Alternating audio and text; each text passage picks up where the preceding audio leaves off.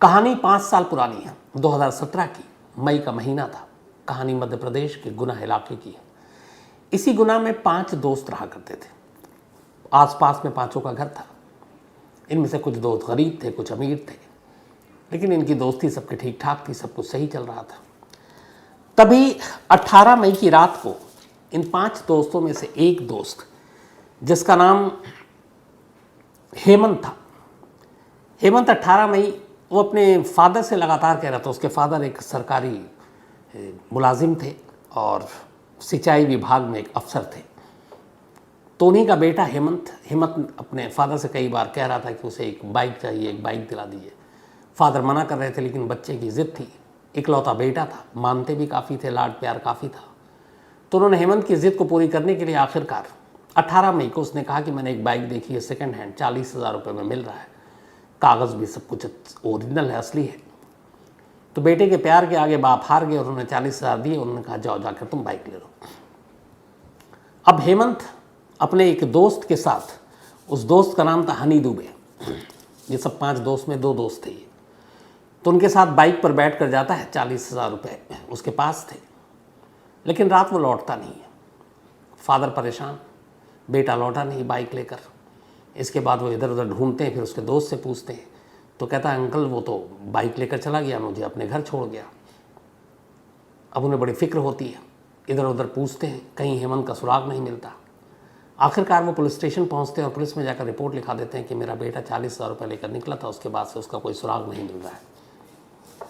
अब police report तो लिख लेती है, लेकिन वही ये शुरुआत में कि कहीं इधर उधर होगा, 40,000 लेकर के या घूमने निकल गया होगा, नई बाइक ली है। ये सब चीज़ चलती रही। अगला दिन आ गया 19 मई 2017।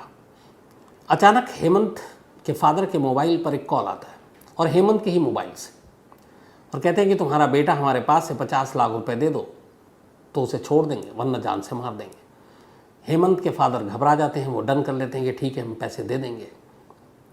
लेकिन फ़ोन को रखते ही वो सीधे पुलिस स्टेशन पहुंचते हैं और जाकर सारी बात बता देते हैं। अब पुलिस थोड़ी परेशान होती कि यह मामला किडनैपिंग का है। जो हेमंत के फादर के मोबाइल पे फ़ोन आया, उन्हीं के बेटे के नंबर से किया गया था। पुलिस ने जब ट्रेस किया तो पता चला कि ये नंबर इंदौर का है, कॉल इंदौर से किया गया। पुलिस की फ़ौरन एक टीम को इंदौर रवाना कर दिया गया। अब इधर पुलिस छानबीन कर रही है, पुलिस सारी चीज़ें पता कर रही है। पता चला कि इसमें से 5 दोस्त थे, एक दोस्त तो साथ में था, बाकी 3 भी टच में थे। पुलिस ने हर दोस्त से पूछताछ की। अब उनमें से एक दोस्त नहीं मिल रहा था, और वो था ऋतिक। पुलिस को लगा कि ये ऋतिक कहाँ है। फिर पुलिस को लगा कि हेमंत उसका दोस्त है, उसी के पास उसका फ़ोन, कहीं ऋतिक ने तो कुछ नहीं किया। अब ऋतिक जो है वो शक के घेरे में है। पुलिस ने कहा कि ऋतिक का गायब होना, हेमंत का नहीं होना, हेमंत के मोबाइल से कॉल आना और इंदौर से कॉल किया जाना, और सारे दोस्त तो मौजूद हैं, ऋतिक गायब है। अब दोनों पॉसिबिलिटी है, ऋतिक भी हो सकता है उसके साथ गायब हो गया हो, या ऋतिक ने ही गायब किया और फिर ऋतिक गायब हो गया है। खैर पुलिस अपनी तफ्तीश कर रही होती है, ऋतिक के ऊपर शक है। लेकिन तभी 19 मई को अचानक इसी गुना के पास एक जंगली इलाके में एक जली हुई लाश मिलती है। किसी राहगीर ने खबर की पुलिस को, पुलिस पहुंचती है। लाश पूरी तरह से जली नहीं थी, लाश की शिनाख्त हो गई। पता चला ये लाश ऋतिक की है, जिसको लेकर पुलिस शक कर रही थी कि शायद हेमंत की गुमशुदगी में इसका हाथ है। अब ऋतिक की लाश मिलने से हड़कंप मच गया। पुलिस को लगा कि जिसके ऊपर शक था उसी की लाश मिल गई। हेमंत का कोई सुराग नहीं, ना उसकी लाश मिल रही। अब हेमंत के घर वाले भी घबरा गए कि उसके एक दोस्त की लाश मिली है। अब इधर पुलिस परेशान इन्हीं चीज़ों को लेकर, इन्हीं सवालों को लेकर। हेमंत का कोई सुराग मिल नहीं रहा है। अब पुलिस फिर दोस्तों से पूछताछ करती है, क्योंकि सारे दोस्त बड़े करीबी थे, आपस में एक साथ रहते थे। अच्छा, इन 5 दोस्तों में से जो हेमंत था वो 9वीं पास था। लोकेश जो था वो 10वीं के बाद स्कूल छोड़ दिया। ऋतिक जो था वो 10वीं के बाद उसने भी स्कूल छोड़ दिया। हनी दुबे जो था वो भी 10th में था, और एक और दोस्त था। ये जो 5वां दोस्त था ये सबसे ज़्यादा पढ़ा लिखा था। तो पुलिस अपनी तफ्तीश कर रही है। एक लाश मिलने से यहाँ गुना में हड़कंप मचा हुआ है, इधर उधर ढूंढ रही है। अब पुलिस शक कर रही है बाकी बचे 3 दोस्तों पर कि कुछ ना कुछ गड़बड़ है।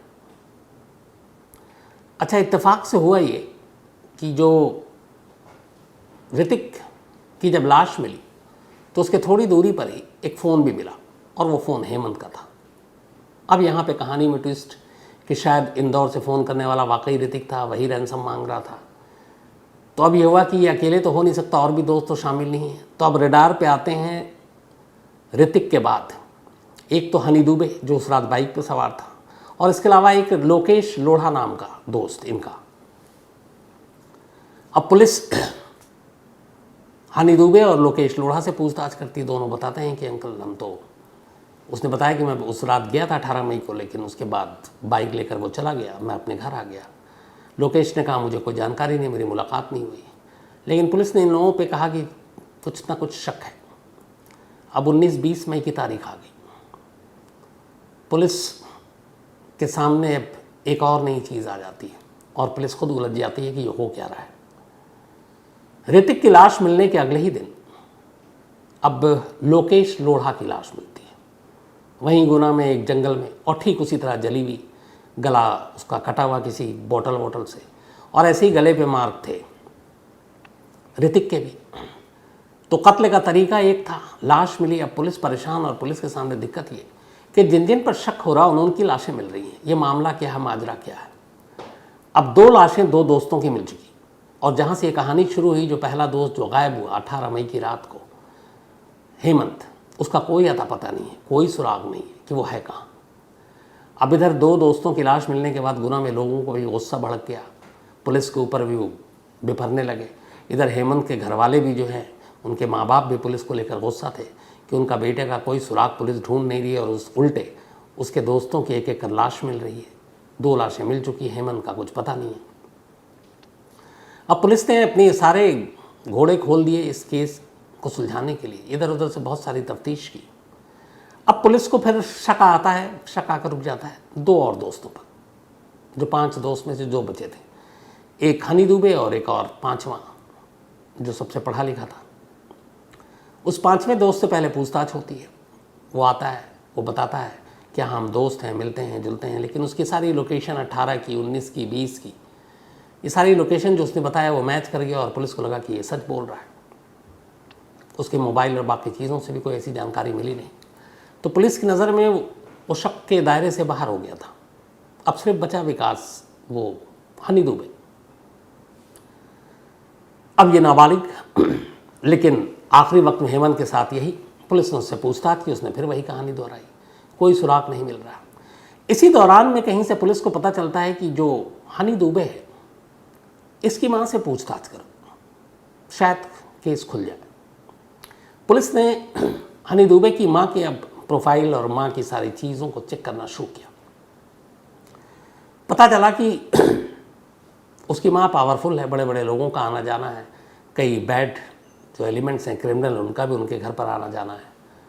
और कई बार तो ऐसा हुआ कि एक बार हेमंत कहीं जा रहा था शायद, और अपने दोस्त के साथ, और ट्रैफिक वाले ने चालान काट दिया, उसके दोस्त की स्कूटर जब्त हो गई। उसने माँ को बताया हनी दुबे की, हनी माँ के दुबे ने एक फ़ोन किया और गाड़ी छूट गई, तो बड़ा खुश हुआ। और हेमंत का हनी दुबे के घर आना जाना था। अब जब ये सारी जानकारी मिली और कोई सुराग और सिरा मिल नहीं रहा, तो पुलिस ने कहा कि अब हनी दुबे और उसकी माँ पूनम दुबे, इनसे पूछताछ की जाए तसल्ली से, क्योंकि 2 लाश मिल चुकी है, बाकी का सुराग नहीं है। अब उसके बाद इन दोनों को बुलाकर पूछताछ शुरू की गई। दोनों शुरू से सब कुछ नकारते रहे, लेकिन फिर पुलिसिया तफ्तीश में सब कुछ सामने आ गया। एक ऐसी कहानी जिसमें तमाम उतार चढ़ाव, मोड़, पेचोखम थे। और इन दोनों से पूछताछ के बाद गुना के उन्हीं जंगलों के एक इलाके में पुलिस की टीम एक बार फिर जाती है, और वहाँ अलग अलग जगहों पर कुछ लाश के टुकड़े मिलते हैं, वैसे ही जली हालत में, गले पे कट का निशान। उस लाश की शिनाख्त होती है हेमंत के तौर पर, जो 18 मई को गायब हुआ था। तो अब 3 लाश मिल चुकी थी, 3 दोस्तों की लाश, और तीनों नाबालिग थे। और जो चौथा जिसको पुलिस, हनी दुबे जिसको पकड़ा था, वो भी उस वक्त नाबालिग था। अब उसकी माँ और उससे फिर पूछताछ हुई। इसके बाद इन दोनों ने पूरी कहानी सुनाई। ख़ास तौर पर कुछ कहानी ऐसे था, कुछ कहानी के पन्ने जो सिर्फ माँ जानती थी, कुछ जो सिर्फ बेटा जानता था। उन दोनों के पन्नों को जब जोड़ा गया तो कहानी कुछ यूँ बनी पूनम दुबे अपने पति से अलग रहती थी, अपने बेटे हनी दुबे के साथ गुना में। उसे पैसों का काफ़ी लालच था, पैसे ज़्यादा थे नहीं, पर वो अच्छी ज़िंदगी जीना चाहती थी। बेटा उसका हनी दुबे स्कूल में पढ़ रहा था। इसी दौरान में उसने देखा कि उसके घर के कुछ दूरी पर हेमंत रहता है। हेमंत के पिता सिंचाई विभाग में अफसर थे, ठीक ठाक पैसे थे, घर की माली हालत अच्छी थी। तो उसे लगा कि ये लोग पैसे वाले हैं। अनजाने में, अब यहाँ देखिए रिश्तों और जुर्म का कैसा खेल होता है, उसने कहा कि इस हेमंत के घर वालों से दोस्ती करनी चाहिए। अब हेमंत की उम्र उसके बेटे की उम्र के बराबर थी। उसने अपने बेटे हनी दुबे को अनजाने में कहा कि तुम थोड़ा अच्छे दोस्तों से दोस्ती रखा करो, जैसे ये लड़का है हेमंत, इससे मिला जुला करो। अब हनी दुबे को लगा ठीक है, हनी जाकर हेमंत से मिलने लगा, फिर दोनों में दोस्ती हो गई।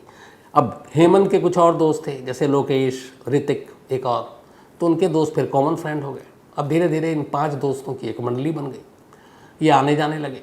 इस दौरान में अब दोस्ती हुई तो कई बार पूनम भी हेमंत के घर गई, लोकेश के भी घर गई, और हेमंत भी अब हनी के घर आने लगा। और यही कहानी शुरू हुई। बेटे को अनजाने में उसने एक साजिश का पहले मोहरा बनाया, हेमंत से दोस्ती कराई, और असली नज़र उसकी कहीं और थी। अब हेमंत से दोस्ती हुई तो बीच में हेमंत घर आने लगा। एक बार वो अपने दोस्त के साथ जा रहा था और जब पुलिस ने पकड़ा, गाड़ी छुड़वा दी, तो बड़ा और ज़्यादा प्रभावित हो गया कि हनी की माँ बड़ी पावरफुल है। अब हेमंत घर आने लगा। जब घर आने लगा तो यहीं पे पूनम ने हेमंत को एक साजिश के दूसरे मोहरे के तौर पर फंसाना शुरू किया, और हेमंत के साथ उसने रिश्ते बनाए, अपने ही बेटे के दोस्त के साथ जो नाबालिग है। अब हेमंत इसके बाद बार बार घर आने लगा। ये बात बाद में हनी दुबे ने भी महसूस किया कि मेरा दोस्त मेरे पीछे में घर आता है, माँ से मिलता है। उसे शक हो गया अपने दोस्त पर कि उसकी माँ, उसकी और मेरी माँ के बीच में कोई संबंध है। तो अब उसको लेकर हेमंत से वो थोड़ा गुस्सा होने लगा। इस दौरान में हेमंत की अमीरी का फ़ायदा पूनम ने यूँ उठाया कि उससे कभी पैसे मंगाती, कभी कोई जेवर मंगा लेती कि पैसे नहीं है। वो अपनी माँ के और घर की बाकी जेवर वेवर चुराने लगा, और चुरा कर जाकर जौहरी को बेचता और पैसे लाकर पूनम को दे देता। तो ये सब कुछ ठीक चल रहा था। इसी दौरान अब 18 मई, अभी तक माँ का कोई रोल नहीं है, सिर्फ उसका ये है कि उसको दौलत चाहिए, और उसने अपने बेटे को अनजाने में दोस्ती कराई, और उसकी मकसद उसका कुछ और था। 18 मई को अब बाइक लेने के लिए हेमंत अपने बाप से 40,000 लेकर निकलता है। ये बात हनी दुबे को पता थी कि वो बाइक खरीदेगा, अपने दोस्तों में शेयर किया। उसने कहा चल मैं भी चलूँगा, उसने कहा ठीक है। अब वो बैठा, दोनों साथ गए। रास्ते में अब हनी को ख्याल आ रहा है कि ये मेरे घर आता है, मेरी माँ के साथ इसके संबंध है, गुस्से में था ही था। और दूसरा फिर उसने देखा कि इसके पास 40,000 रुपये कैश है, क्यों ना इसे मार डालें। फिर इसके बाद इसने अपने कहा कि चलो एक पार्टी करते हैं। अपने दोस्तों को इसने बुलाया एक जगह पे, और इन लोगों ने कुछ बियर वेयर पी। ये 4 दोस्त थे वहाँ पर, 5वां जो बेहद पढ़ा लिखा था वो नहीं आया। उसके बाद इन्होंने बियर वेयर पी, और इसी दौरान में जो नाबालिग हनी दुबे, इसने बियर की खाली बोतल से मौका देखते ही हेमंत के सर पे वार किया, खूब मारा, और फिर टूटी हुई बोतल से उसका गला काट दिया। फिर उसके बाद वो पेट्रोल लेकर आया और उसने लाश को आग लगा दी। अब बाकी 2 दोस्त थे, लोकेश और ऋतिक, वो देख रहे थे। ये सब करने के बाद वो घर गया। घर जाकर उसने अपनी माँ को बताया। पैसे भी उसके पास थे 40,000। अब यहाँ पे एक अच्छी माँ का फ़र्ज़ ये था कि पहले तो वो पुलिस को इन्फॉर्म करती, बताती कि उनके बच्चों ने क्या जुर्म किया। लेकिन अब माँ कहती कि कोई बात नहीं, अब यहाँ से आगे का रास्ता मैं दिखाऊंगी। तो इसके बाद वो फिर से कहती कि उस लाश को ठीक से जलाना है, और पेट्रोल लेकर बोलती जाओ। और सब कुछ करने के बाद अब वो जो बाकी 2 दोस्त और हैं, उनसे कहती है कि अब तुम लोग अपना मुंह मत खोलना, ये मर चुका है, पता नहीं चलेगा, लेकिन हम इसकी लाश से भी और पैसे कमा सकते हैं। अब हम इसके बाप को फ़ोन करेंगे और 50 लाख रुपए रैंसम मांगेंगे, फिरौती। उसके बाद वो ऋतिक को हेमंत का मोबाइल दे देती है और कहती है तुम यहाँ से निकलो और इंदौर जाओ। और ये सारी चीज़ें दरअसल उसके दिमाग में कि कहाँ से कॉल करना है, कहाँ पे लाश फेंकनी है, कब फ़ोन करना है, फ़ोन को कहाँ रखना है, ये सब सीरियल देख देख कर आइडियाज़ आए थे। ख़ासतौर पर क्राइम पेट्रोल और सावधान इंडिया। तो उसके बाद उसने ऋतिक को भेज दिया इंदौर। वो इंदौर जाता है और इंदौर जाकर हेमंत के बाप को फ़ोन करता है और कहता है कि हेमंत हमारे पास है, 50 लाख रुपए दे दो। वो पुलिस में पहुंच जाते हैं। फ़ोन करने के बाद अब ऋतिक वापस लौट आता है गुना। वापस आने के बाद इधर जब वो लौटता है, लोकेश जो इनका दोस्त है, अब वो कहता है कि सुनो, मुझे तुम लोगों पर भरोसा नहीं है कि बाद में तुम पैसे दोगे कि नहीं, इसलिए मुझे अभी पैसे चाहिए रैंसम के, तुम लोग दे दो और वरना मैं पुलिस को सब बता दूंगा। अब जब ये बात हनी सुनता है, उसकी माँ को पता चलता है, तो वो ऋतिक को अपने साथ मिला लेता है और लोकेश को कहता है अच्छा चल मैं तुझे समझाता हूँ। फिर वो लोकेश को जंगल में ले जाते हैं, वहाँ उसको भी शराब पिलाते हैं, बियर पिलाते हैं और लोकेश को मार डालते हैं ताकि वो पुलिस तक ना चला जाए। मारने के बाद उसको भी, उसकी लाश जला देते हैं। लाश जलाने के बाद अब ये वापस आ रहे हैं माँ बेटे और बचा आखिरी ऋतिक। अब उन्हें अचानक ख्याल आता है कि 2 कत्ल तो हो चुका, चश्मदीद अब एक ही है बाहरी और वो है ऋतिक, और इधर माँ बेटे हैं, ये दोनों एक दूसरे की पोल खोलेंगे नहीं। माँ बेटे आंखों आंखों में इशारा करते हैं। वापसी में मौका देखते ही ऋतिक पे भी वैसे ही वार करते हैं और ऋतिक को भी मार देते हैं। इस तरह एक कत्ल को छुपाने के लिए 2 कत्ल और करते हैं, कुल 3 कत्ल। और फिर ये लोग लौट आते हैं, लेकिन पुलिस चूँकि शक हो रहा था और आखिरी बार वही था हेमंत के साथ हनी, इसलिए माँ बेटे से सख्ती से पूछताछ होती है और फिर ये सारी कहानी सामने आती है। तो जिस जिस पे शक हुआ उसका कत्ल होता गया। एक कत्ल बेटा करता है, माँ के पास जाता है और माँ उसे आगे का रास्ता बताती है कि कैसे पुलिस को चकमा देना है, और वो माँ खुद उसमें शामिल होती है। अब पुलिस जो है 5वें दोस्त को क्लीन चिट दे देती है और हनी दुबे और उसकी माँ पूनम दुबे को गिरफ्तार कर लेती है। मेन अक्यूज बनाती है हनी दुबे को और को अक्यूज्ड पूनम दुबे को। इसके बाद 5 साल तक ये मुकदमा चलता है। 5 साल तक मुकदमा चलने के बाद अभी चंद रोज़ पहले, कुछ दिन पहले, वहाँ की निचली अदालत का फैसला आता है और निचली अदालत हनी दुबे और उसकी माँ पूनम दुबे को उम्र कैद की सज़ा सुनाती है, लाइफ इम्प्रिजमेंट। चूँकि जब जुर्म हुआ तब हनी की उम्र 17 साल के करीब थी, नाबालिग था, लेकिन अदालत ने अपना फैसला सुनाते वक्त कहा कि जुर्म करते वक्त जो उसने किया, हम सिर्फ उसका उम्र नहीं देखेंगे बल्कि हम देखेंगे कि ये जुर्म कितना गंभीर था। और एक के बाद एक जिस तरीके से उसने 3 कत्ल किए और पुलिस को उलझाने के लिए तमाम साजिश रची, ये एक मैच्योर्ड दिमाग, किसी बच्चे के दिमाग की उपज नहीं हो सकती। तो इसका मतलब है कि वो एक जो हार्डकोर क्रिमिनल है, तो सिर्फ उम्र देखकर हम उसको 3 साल की सज़ा नहीं दे सकते, बल्कि उस जुर्म की गंभीरता को देखते हुए सही है कि उसे उम्र कैद की सज़ा दी जाए। और इसी के बाद अदालत ने माँ बेटे को उम्र कैद की सज़ा दी। तो ये थी कहानी, एक अजीब कहानी।